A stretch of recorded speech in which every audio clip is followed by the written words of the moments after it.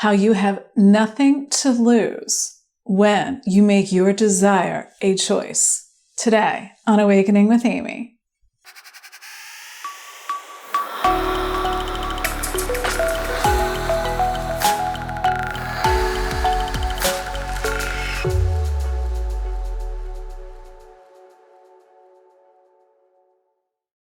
Hi, welcome. I'm Amy Valentine, certified life coach, hoping to awaken within you a mindset that you can be, do, and have any desire.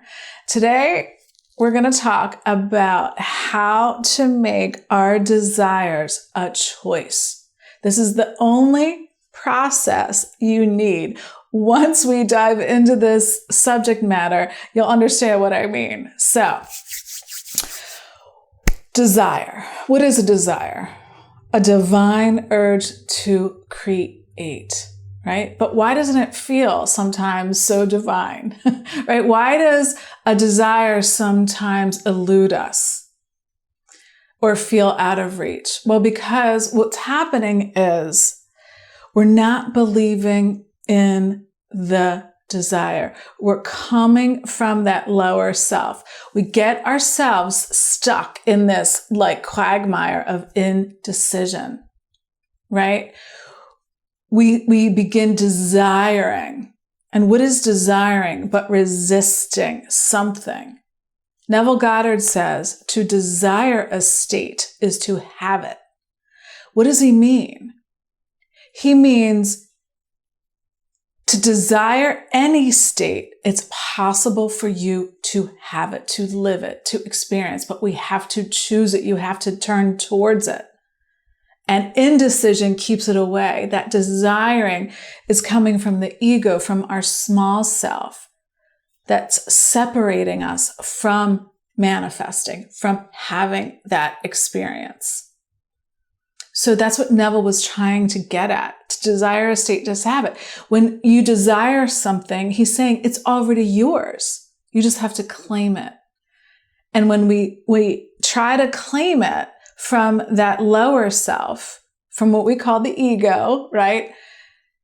We're coming from a core belief in separation and fear. So it's like we're constantly trying to work hard to get it, to effort, thinking something is outside of us, thinking that desire is separate from us.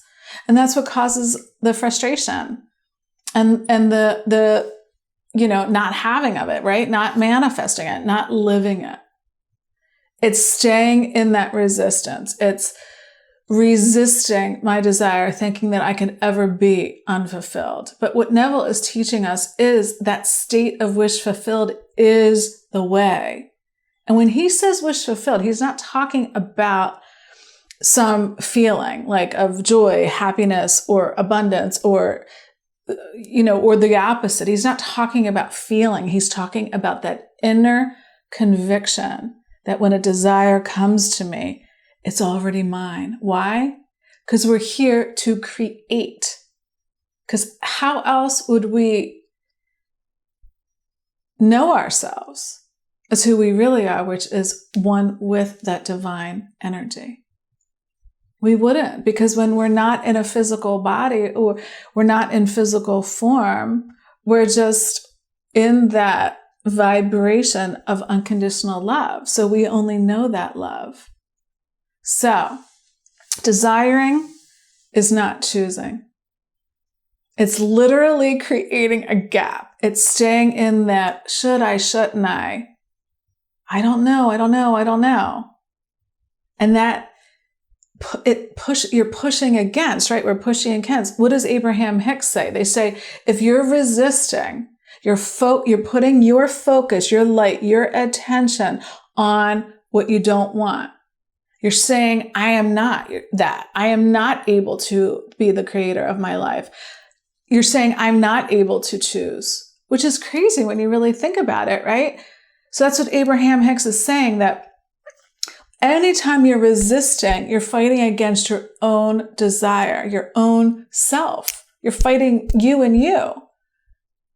So when you push against that and look at the unwanted and constantly talk about the unwanted, now you're desiring like, oh, I wish things would be different. And then you're attracting more of the same. You're attracting the essence of what you're putting your focus and attention on. So how do we get out of this quagmire? Well, it's the power of choice. God, source energy, gave us humans free will choice for this reason, to choose what part of creation we want to experience next, to not stay the same, to not stay limited, to not listen to the ego.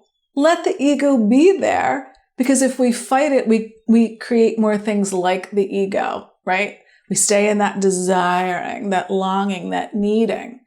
That needing assumes that I'm separate from what I desire. And we're never separate. We can only think we are separated because we're covering up our I amness, right? Our fulfillment, our true nature with doubt, fear, worry, and all these limitations. And so we have to turn away just long enough from the senses and go within to the I am.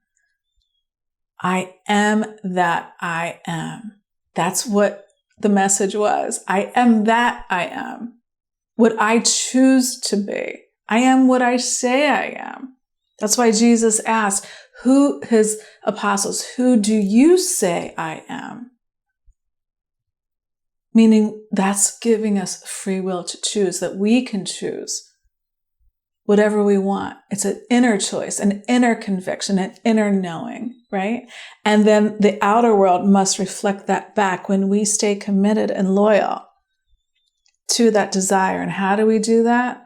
We align our assumptions, our thoughts, our ideas with that God power, the I am, the higher us.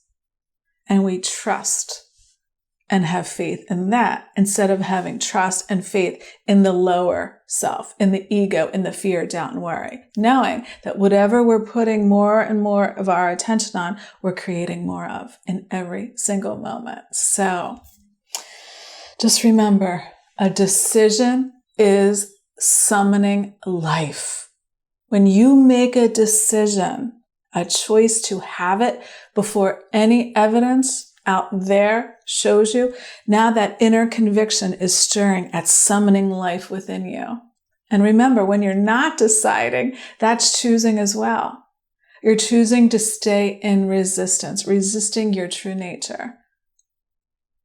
That indecision sometimes, like Abraham Hicks says, is actually a good thing, because she says that sometimes, you have to kind of get banged around by life a little bit before you are forced to make a decision. You have to get yourself in some kind of jam in order to get clear on what it is you really want. So either way, you can't lose, right?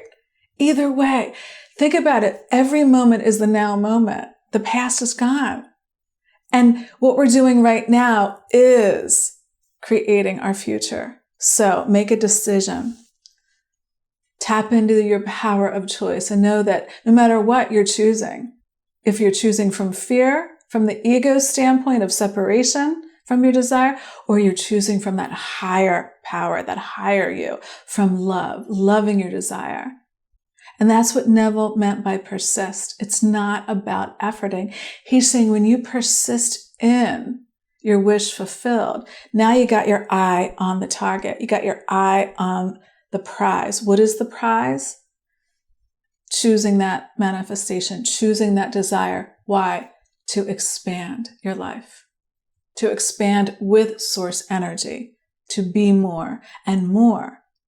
Like Abraham Hicks says, is the mantra of the universe. So just know every choice, no matter what, you're either choosing in you, in your power to create more of what you desire, or you're choosing from that lower self and choosing to keep that expansion away from you. So I hope this helps you understand the difference between a desire. That desire is an urge for you to create, to be more, to have more. It's a gift from God, from the higher you.